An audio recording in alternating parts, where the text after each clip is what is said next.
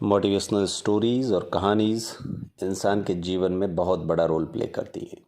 कभी कभी कोई ऐसी स्टोरी, कोई ऐसी कहानी इंसान के दिमाग में फिट हो जाती है तो वह उसका जीवन बदल देती है। आइए हमारे जीवन में गुरु के महत्व को समझते हैं। गुरु और शिष्य पर एक कहानी। एक बहुत पुराने समय की बात है। एक शिष्य ने अपने एक गुरु से विनम्रतापूर्वक पूछा, गुरुजी, कुछ लोग कहते हैं कि जीवन एक संघर्ष है, कुछ अन्य कहते हैं कि जीवन एक खेल है, कुछ लोग जीवन को एक उत्सव मानते हैं। गुरुजी, मैं कंफ्यूज हूँ, इसमें से क्या सही है और क्या गलत है? गुरुजी ने सोचा, धैर्यपूर्वक उस शिष्य की बात को सुना और सुन करके उसका जवाब दिया।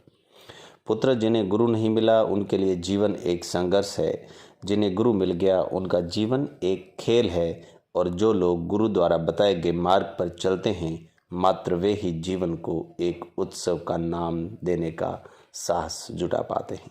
कितना बेहतरीन आंसर दिया है। यह उत्तर सुनने के बाद शिष्य पूरी तरह से संतुष्ट नहीं था। गुरुजी को इसका आभास हो गया। वे कहने लगे, लो, तुम्हें इसी संदर्भ में एक कहानी सुनाकर तुम्हारे मन में पैदा होने वाले संदेहों को बड़े गौर से और विस्तार से दूर करता हूँ। 3 गुरु का स्थान। उन्होंने जो कहानी सुनाई वह इस प्रकार थी। एक बार की बात है, किसी गुरुकुल में 3 शिष्यों में अपना अध्ययन संपूर्ण करने पर अपने गुरुजी से यह बताने के लिए विनती की कि उन्हें गुरु दक्षिणा में उनसे क्या चाहिए। गुरुजी ने सबसे पहले तो मंद मंद मुस्कुराए और फिर बड़े स्नेहपूर्वक कहने लगे, मुझे तुमसे गुरु दक्षिणा में 1 थैला भर के सूखी पत्तियां चाहिए, तुम ला सकोगे क्या? वे तीनों मन ही मन प्रसन्न हुए, क्योंकि उन्हें लगा कि वे बड़ी आसानी से अपने गुरुजी की इच्छा पूरी कर लेंगे। सूखी पत्तियों को जंगल में सर्वत्र बिखरी रहती हैं। वे उत्साहपूर्वक एक ही स्वर में बोले, जी गुरुजी, जैसी आपकी आज्ञा। अब वे तीनों शिष्य चलते चलते एक समीपस्थ जंगल में, नज़दीक के जंगल में पहुँचे, लेकिन यह देखकर बड़े भौचक्के रह गए, बड़े परेशान हो गए कि वहाँ पर तो सूखी पत्तियाँ केवल एक मुट्ठी भर ही थी। उनके आश्चर्य का ठिकाना न रहा। वे सोच में पड़ गए, आखिर जंगल से सूखी पत्तियां उठाकर कौन ले चला गया। इतने में ही उन्हें दूर से आता हुआ कोई किसान दिखाई दिया। वे उसके पास पहुंचकर उनसे विनम्रतापूर्वक याचना करने लगे, उससे प्रार्थना करने लगे कि वह उन्हें केवल 1 थैला भर सूखी पत्तियां दे दे। अब उस किसान ने उनसे क्षमा याचना करते हुए उन्हें यह बताया कि वह उनकी मदद नहीं कर सकता, क्योंकि उसने सूखी पत्तियों का ईंधन के रूप में पहले ही उपयोग कर लिया है। अब वे तीनों पास में ही बसे एक गांव की ओर इस आशा से आगे बढ़ने लगे कि हो सकता है उस गांव में कोई उनकी सहायता कर सके।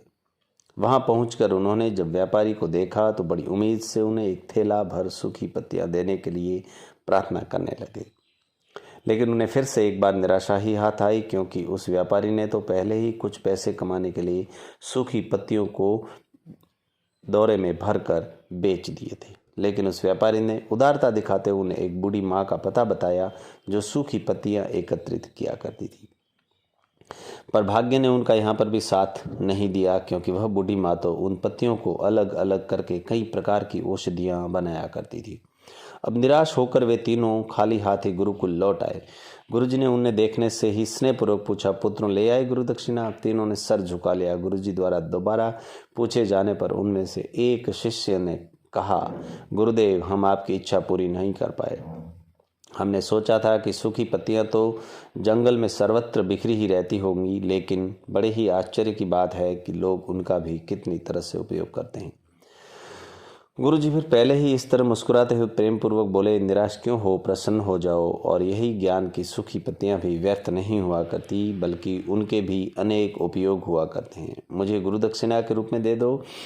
तीनों शिष्यों को प्रणाम करके खुशी खुशी अपने घर की ओर चले गए। वह शिष्य जो गुरुजी की कहानी एकाग्रचित होकर सुन रहा था, अचानक बड़े उत्साह से बोला, गुरुजी, अब मुझे अच्छी तरह से ज्ञान हो गया कि आप क्या कहना चाहते थे। आपका संकेत वस्तुतः इसी ओर था कि सर्वत्र सुलभ सूखी पत्तियां भी निरर्थक या बेकार कभी नहीं हो सकती। फिर हमें कैसे किसी भी वस्तु या व्यक्ति को छोटा और महत्वहीन मानकर उसका तिरस्कार कर सकते हैं। चींटी से लेकर हाथी तक और सुई से लेकर तलवार तक सभी का अपना अपना महत्व होता है। गुरुजी भी तुरंत ही बोले, हाँ पुत्रों, मेरे कहने का भी यही तात्पर्य है कि हम जब भी किसी से मिलें तो उसे यथा योग्य मान देने का भरसक प्रयत्न करें, ताकि आपका स्नेह, सद्भावना, सहानुभूति, सहिष्णुता का विस्तार होता रहे और आपका जीवन हमेशा उत्साह से भरा रहे। दूसरे, यदि जीवन को एक खेल ही माना जाए तो बेहतर यही होगा कि हम निरपेक्ष, स्वस्थ और शांत प्रतियोगिता में ही भाग लें और अपने निष्पादन तथा निर्माण को ऊंचाई के शिखर पर ले जाने का प्रयास करें। अब शिष्य पूरी तरह से संतुष्ट था। अंततः इस कहानी से हमें यह शिक्षा मिलती है कि यदि हम वचन, मन और कर्म, इन तीनों ही स्तरों पर इस कहानी का मूल्यांकन करें तो भी यह कहानी खरी ही उतरेगी। सभी के प्रति पूर्वाग्रह से मुक्त मन वाला व्यक्ति अपने वचनों से कभी भी किसी को आहत करने का दुस्साहस नहीं करता और उसकी यही ऊर्जा उसके पुरुषार्थ के मार्ग की समस्त बाधाओं को हर लेती है। वस्तुतः हमारे जीवन का सबसे बड़ा उत्सव इंसान का पुरुषार्थ ही होता है। आपको कहानी कैसी लगी? क्या शिक्षा मिली आपको इस कहानी में? कृपया कमेंट के माध्यम से कमेंट बॉक्स में ज़रूर लिखें। आपका आभार। धन्यवाद।